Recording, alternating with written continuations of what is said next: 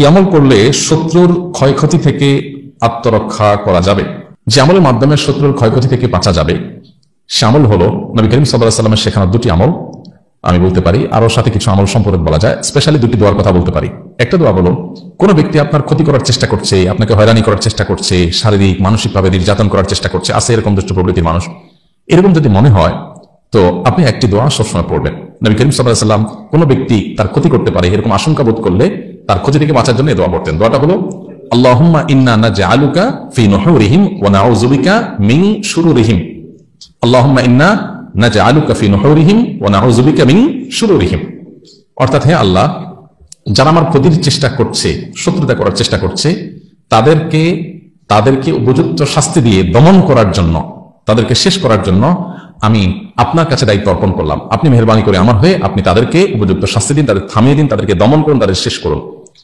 ওয়া নাউযু বিকা মিন শুরুরিহিম, এবং আল্লাহ তাদের ক্ষয়ক্ষতি থেকে আমি আপনার আশ্রয় চাই, আপনি আমাকে রক্ষা করেন। নবী করিম সাল্লাল্লাহু আলাইহি ওয়াসাল্লামের এই দোয়াটা খুবই অর্থবহ একটা দোয়া। এই জন্য জীবনে কখনো কোনো শত্রু আমাদের নবী সাল্লাল্লাহু আলাইহি ওয়াসাল্লামের কোনো ক্ষতি করতে পারে নাই। কোন শত্রুর ক্ষতি দ্বারা যখন আপনি ক্ষতিগ্রস্ত হওয়ার আশঙ্কা করবেন, এই দোয়া করবেন, আল্লাহ রক্ষা করবেন ইনশাআল্লাহ। আবার দোয়াটা পড়ছি, আল্লাহুম্মা ইন্না নাজআলুকা ফি নুহুরিহিম ওয়া নাউযু বিকা মিন শুরুরিহিম।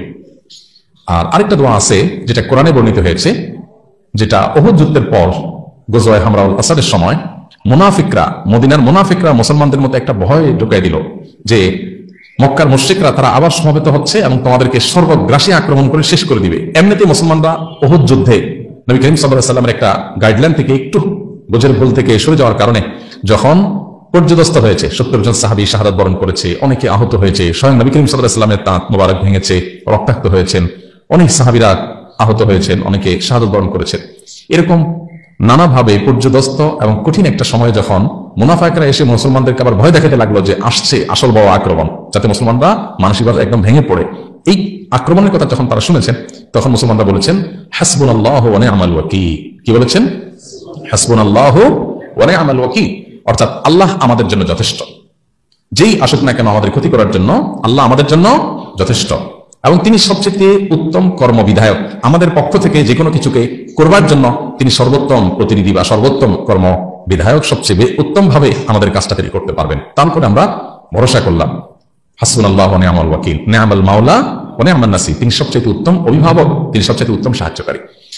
নবী করিম সাল্লাল্লাহু আলাইহি ওয়াসাল্লামের হাদিস থেকে আমরা জানি যে এই একই দোয়া আল্লাহ নবী ইব্রাহিম আলাইহিস সালামকে যখন অগ্নিকুণ্ডে নিক্ষেপ করা হয়েছে তিনিও পাঠ করেছেন।